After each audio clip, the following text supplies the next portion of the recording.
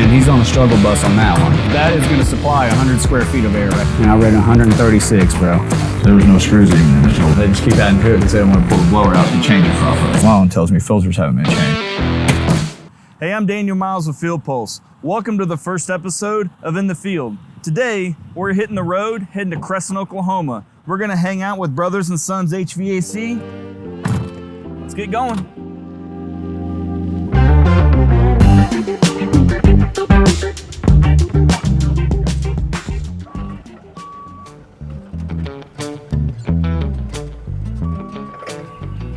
Good morning, everybody. I'm Daniel Myers with FieldPulse, and we are live on set, on site in Oklahoma City with Steve, Brothers and Son. We're already dirty. It's not even 8 o'clock yet on Monday morning. Yes, sir. Another day in paradise, my friends. So tell me a little bit about what we're going to do today. We're gonna start with a change out. Okay. We're gonna get over to a rough end, watch a new install, and then we'll finish with the changing the blower motor out. All right, man. Well, let's get loaded up and get going.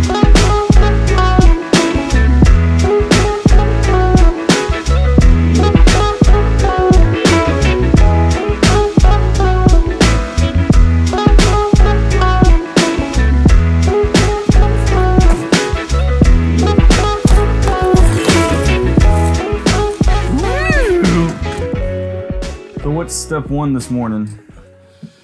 Turning off the gas, make sure there's nothing coming out, then disconnecting the wire and the vents. So being out here in the country, this is propane. Is there anything that we got to do to the unit to get it ready for propane, or was it built that way? This particular one's built this way, but typically you have to put a propane kit with a regulator and a low pressure switch and whatnot. Okay, all right. So it's a little bit more stuff, but yeah, but this one was made from the factory for the propane. All right. So we don't. How old's this unit? Yeah, it looks like it's an 04. 04. All right, so almost 20 years. So we want to double check measurements and. I already did. All right, okay. I already did. That's the first thing I do. Yeah, I did that before you guys got here. All right, cool. Just because I don't want to get here and not fit and whatnot. Yeah. Hey, Steven, can you find his breaker box to shut off the main power? This rug out of here. So he's just disconnecting power and making sure his brother's not trying to make him famous on YouTube. Yeah, exactly. Last thing I want. So that's interesting down there on the suction and the line. I've never seen fittings like that before. That's usually on all mobile homes, like this. Manufactured house, yeah. Yeah. Okay. And you can tell where that one's leaking. You can see the oil on it. Oh, yeah. All right. See, he's out there just chit-chatting with the owner. Yeah, he gets to have all the fun. You get to do all the work. No. That's why you're the boss, right? The boss shouldn't be the one doing the work, right? Oh, well, I mean, I guess you're setting an example. Looks aren't always everything, right? These things can be rusted and look nasty, but they still work good. Yeah. So what brought y'all out here to actually change this thing out? Well, this system's actually R22, and so it's the old style refrigerant they're phasing out. Yep. And that actually has a leak. So we had to put 4 pounds in it just to get them through until we could get the change out done. I think your brother was saying on the way here, y'all just kept having to put refrigerant, Yes. just kept having, Every year. Oh, every year. Every year. Man, all right. So it was a slow leak, but it was still, R22's done. With the price of everything nowadays. Yeah. You got to start weighing your options. Is anything about this unit being a mobile home? I know, that cabinet style evaporator and the way that's unique for a mobile home. Is there anything about this condensing unit that is? There's nothing. It can be a normal condenser. You can put in a regular furnace on those, but you have to do a 95% and above, because the 80%, which is what that is, doesn't have the right static pressure on it for the way the ductwork's built on manufactured homes. Ken, you want to come get a shot? Same thing on the inside with these threaded fittings. Are y'all going back with these? No, absolutely not. Okay. Those are all brazed in, so we'll cut it back to about right here and add a piece to make it linked. I could set a dinosaur on this thing. This is 1.5 inch, 11 gauge. This thing is massive. I don't know, and he admitted he didn't know what a condensing unit would weigh, but I don't know, what do you think that thing is, like 75 pounds maybe? 60 pounds? Maybe. Maybe. 150. He could have built this out of aluminum and been just fine. He actually wanted to put some more cross members on it. Some more cross members. And you can tell that this compressor's been having problems because the contactor's all black, and you can tell it's been arcing out. See how back in there's all black and stuff, so it's been arcing out. And I already verified there was no power because I don't like getting shocked. Oh, come on. As you can see, that screw's been arcing out. Oh, The yeah, compressor's yeah. pulling high amps. That's fun. Yeah, and that's one thing I was mentioning a minute ago is, you know, don't take these things by the looks of just the rust and other, because I mean, they sit outside every day, winter. yeah, and, You know, and a lot of cold. people will clean them with the acidic, that coil cleaner. They'll use too much acid and that kind of thing, so you can't always, you know, judge a book by its cover. But like a lot of the new ones tell you not even to use anything but water to clean them because Sure. of that.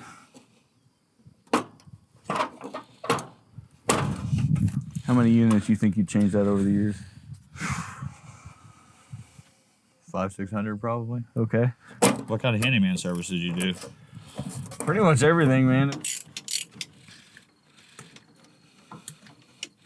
And she's loose. Hey, Ken, do you think we can very badly put Comfort Maker on the on the grill here? Comfort Maker.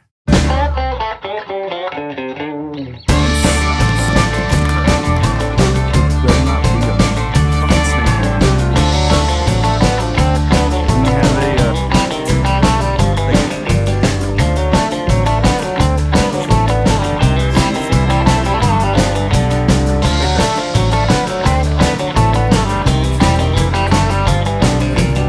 I don't think you needed another brace. yeah, I think you're good.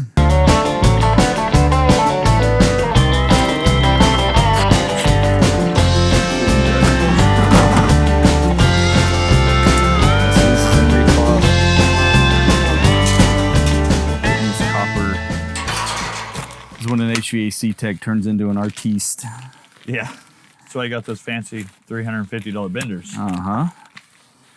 Yeah, I think that's one thing that is not really, I don't want to say well known, but it's not really appreciated by customers and a lot of people, is just how expensive all this stuff is. A lot of people think you're price gouging, but at the same time, it's like, do you know what it took to get all these tools and be tooled up? Yeah, I mean, the 'cause, overhead. the company doesn't buy your tools. Yeah, You have to buy all your own tools. yeah. And so it's like, and you know what breaks? That bender breaks, I'm out $350. You're driving around a truck that gets, what, 9 miles to the gallon? Probably. Yeah, on a good day with the tailwind. See, a lot of people don't even look at the overhead. Workers, or heat and air, I believe, last time I checked, was the second highest workers' comp in the state behind roofers. Oh, really? Because you walk rafters on rough ends and stuff. Okay. Pretty good chance that you're going to fall. I mean, we had a guy that can eat shred. That's from dealing with metal. So after that, gloves are implemented. So what I'm probably going to do is break this joint, these two, and this one, and let it cool. And I slide Armaflex over it so it's nice and clean. You don't have to do zip ties and everything. Cool. Everything. Everything. It was, They just rely on technology. So they don't ever look. some cool colors for some of this stuff. They have kind of nice to get all the way underneath. Got the flue vent cut, which is cool, although it's crooked, but we won't talk about that. So now trying to pull this unit out of here, it's wedged in here. It's not coming out. So had a short meeting of the minds and came to the conclusion that we're gonna basically take the guts out of it and then just try and crush the case, try and condense it, try and get it out of here because it does not want to move. As long as it's not a snake, I'm fine. Everything out here. This one's not being used anymore, so. It looks like they took the drywall out just to get the damn thing in. I gotta show you.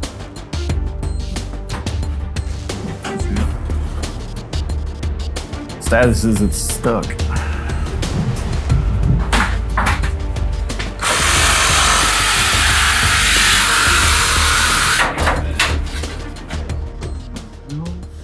See? So, Kaylee, you see right here at the tip of that crowbar how the metal's pinched together? That's a screw. That's the one we've been looking for. One screw. Just one. One screw. Sure about that?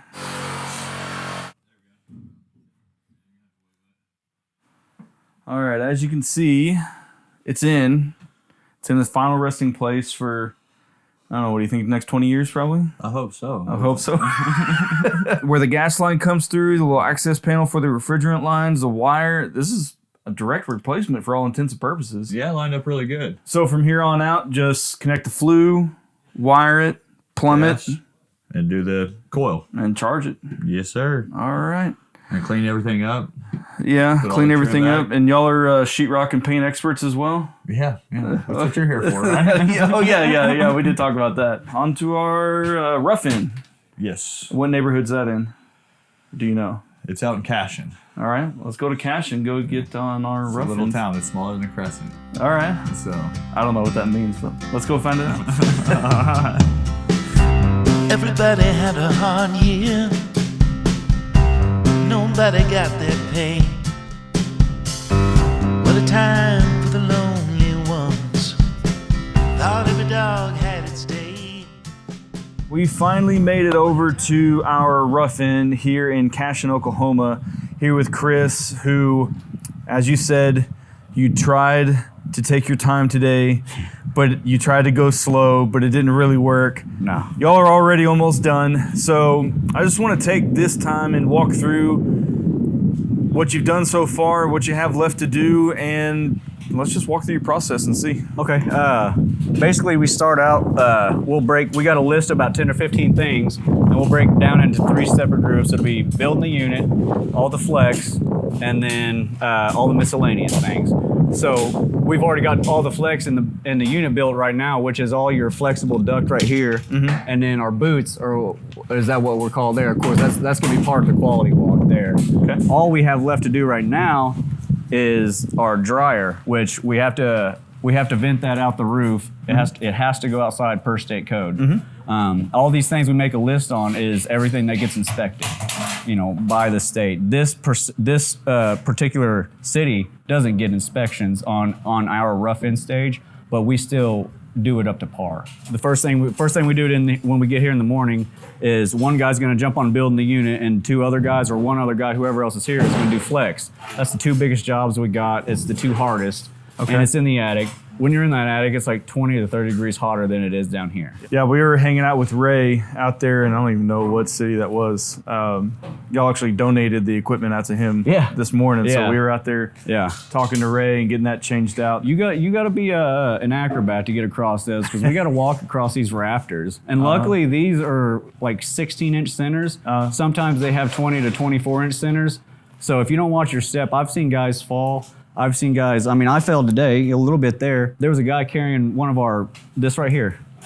He was carrying this across those rafters, slipped and fell, and he sliced his entire hand open into it. And We saw that picture. yeah. Oh, yeah, he showed you that? Yeah, that was Brandon. I was there for that, man. How's the relationship work with the builder? They give y'all design specs and material lists and everything? They tell you exactly what you need, or they just give you the plans for the house and y'all figure it out? They give us the plans to the house, and we know about what the material list is going to be for that size of house.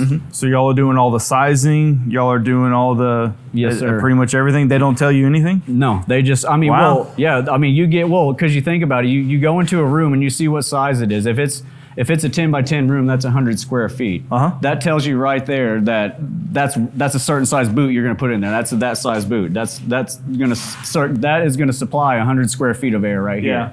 This one right here, you see, you're more than 10 by 10. You're over 100 square feet. You got to upsize the boot. Okay. So I can come in here and already tell we're more than 10 by 10. We don't have to have any sort of plans in these kind of houses, because the boot placement is to the load of the house, to where the heat either comes in or escapes. So that's by windows, doors, exterior walls. Again, saying that, we want to upsize it because that room has 2 exterior walls. We want to put a bigger boot in there for supply. And if we can, we'll get a return close to there. But in this case, we got to return closer to the 2 bedrooms that are farthest away from the system. Okay. That means if it's the farther is away, it's going to be harder to circulate that air. So speak a little bit about just your process. I know you said y'all show up and kind of divvy up the work. Yeah. Do y'all write anything down? Is it all, or is everybody experienced enough around here that it's just go? Like I said, first is unit or flex, so it's build, sealed, unit. Okay. Build and seal, because we have to have that unit sealed. If it's not sealed, we're going to fail. Plus, air's going to leak, and we're not doing our job. Flex is hanging the boots, hooking up the flex, masticing in everything, sealing the boot, getting it hung up, getting it squared away. Drain, that's our condensate drain, our coil, condensate. So we have to have it into the mechanical closet, and then at final, we'll take it to the designated spot. Okay. Dryer, we're working on now, which this one's a little different. It's a 2x4 wall, and it's a pain in the butt. Most of the times it's a 2x6 wall, and you don't have to finagle anything. And he's on the struggle bus on that one. Where we cut everything out on the plenums upstairs, you're supposed to give yourself a certain amount on each end of the plenum. Okay. And then sizing the duct correctly, like the end of the plenum needs to be the biggest or longest run, because that needs the most air. Yep. And so closer to the unit is less, it gets less air, and so you put the less important runs there. Okay. And then with the dampers we put on there, if there ever is an issue with it, we can either damper it or lower it. But doing it the way we do it with sizing, doing the lengths, we rarely have to come back on airflow issues.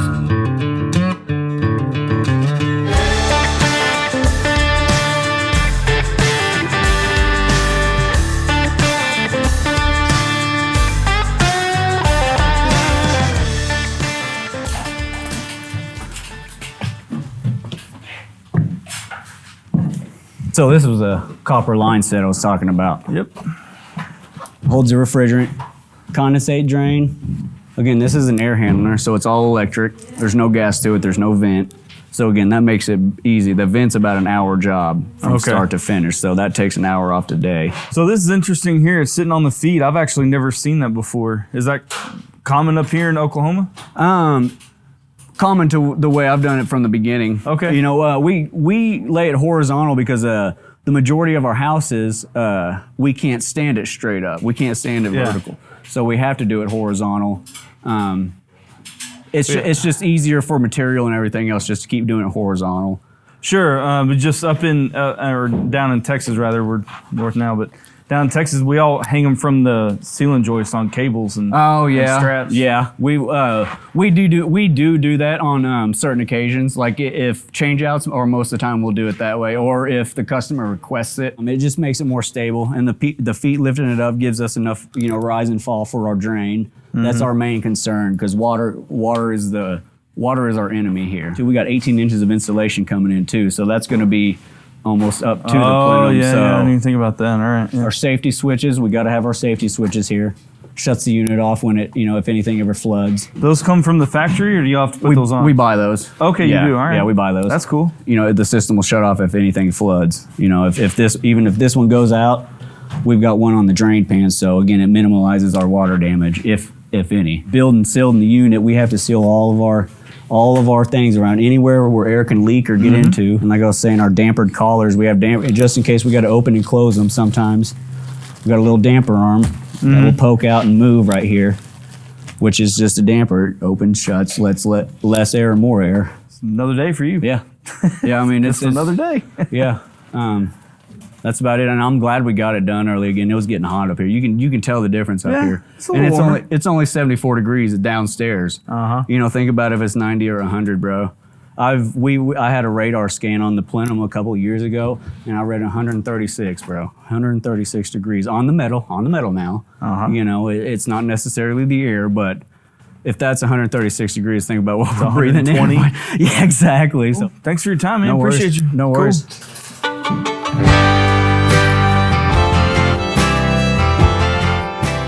We are finally here for our final stop of the day. True, I think, to y'all's business. Done everything in one day, and this is just what you had on the schedule today. Is now a service call. You're saying on the way here that you already know it's a blower wheel, but how did you get to know it's a blower wheel? I came last Tuesday, diagnosed, and we had to order the motor. Okay. And it took a couple days to get in, but then getting it scheduled with the owner and everything was kind of difficult. Well, that's the other part of this too, right? Is getting it scheduled with people and actually making sure they're home, and they want you to come, and then they want you to come at the same time that they're home, and then it's like all the stars have to align to get it all right sometimes. Typically, it's not this hard to get a hold of them, but it happened on this. Well, to your point, what you said earlier, this weather's nice, and they just they might be fine with it. Yeah. Now, if it was 100 degrees, we would have been out the date. Oh, yes, you would have been demanded. All right, man, well, let's go check it out and see if it's really actually a blower motor. All right. Yeah. We're coming in. Good. There was no screws even in it to hold it in place. Fun. This was not us, but you have a capacitor back here they just did away with, one here and then one here. And they just keep adding to it because they don't want to pull the blower out to change it properly. So they just keep adding. I mean, I guess. That's what I tried to tell It worked. So It's not right. Since we're replacing the blower motor, I'll just go ahead and cut the leads instead of pulling them off. sounds good, man. Capacitor's bad, just add a new one. Capacitor's bad, just add a Isn't new that one. crazy though? So what's that? This is a high limit switch, and so if the motor gets too hot, it shuts the system down. So Okay. it can't catch on fire. And you actually have several of them here. They're called rollout switches. So if that flame rolls out, it'll shut it down. How long did this motor take to come in? About 3 days. Okay. 4 days. Also on blower motors, I won't do anything but OEM because I don't like aftermarket motors. There's some things I will use aftermarket, but Yeah. like furnace boards, gas valves, blower motors. The real important stuff. Yes, correct.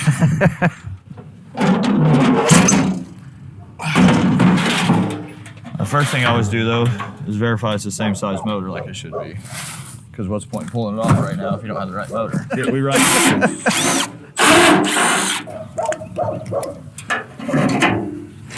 Do it right. So first what we'll do is we'll turn it over.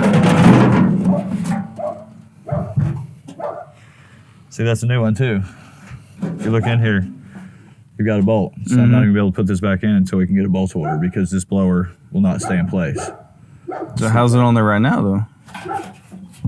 It's rusted. Oh. But you see how it's missing the bolt, so if I put the new one on there with a clean shaft, it's just gonna spin and not work. Yep. Yeah, there you go. So you can see the flat spot on the shaft right here. And what he's saying is this is basically seized on here. Is it like a recessed one, like an Allen head, do you think? No, it's got a square on it. You use not channel, adjustable wrench, crescent wrench. Okay, Yeah. all right. But it goes into that hole right here, and it tightens up against it. See how this is flat, this is round? That's what keeps it in place, but you can tell it's rusted because normally if it wasn't, it would turn. Okay. But seeing how this thing has been obviously not taken care of, I mean, just that alone tells me filters haven't been changed on one blade. Yep. Well, what do you think? Just putting the motor in and doing the hard part while you're here? And we can if you want, it's up to you. Go ahead, man. Yeah. Part that I was hoping I didn't have to do.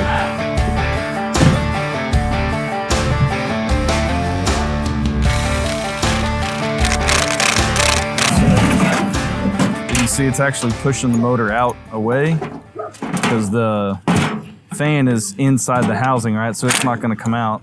There you go. And now it's free. That guy? Yeah. See if we can. Looks like about the original one.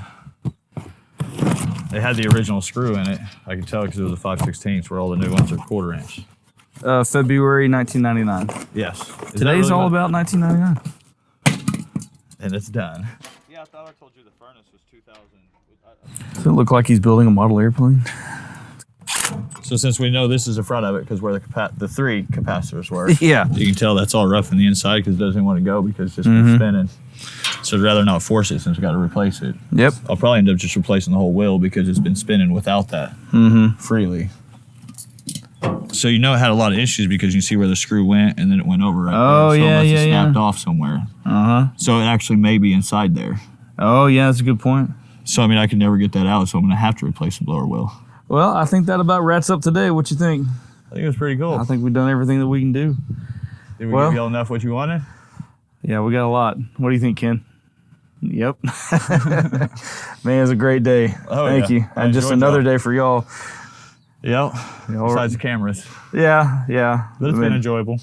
y'all have a very, very impressive thing going on here with just 5 guys. That We got a lot of room to improve, but that comes with time. Yeah, it does. You'll get there. So we're a young company. We're gonna get there. But with the help of y'all and FieldPulse and everything, it's Yeah, man. One day at a time, one step Yeah. at a time. Y'all get there. yes, sir. All right, everybody. That concludes our first day back in the field doing real work, or whatever we're going to call this thing. We don't even know yet. It's time for Daniel Myers to go back to work at FieldPulse in the office, and he can go back to doing whatever he does all day long.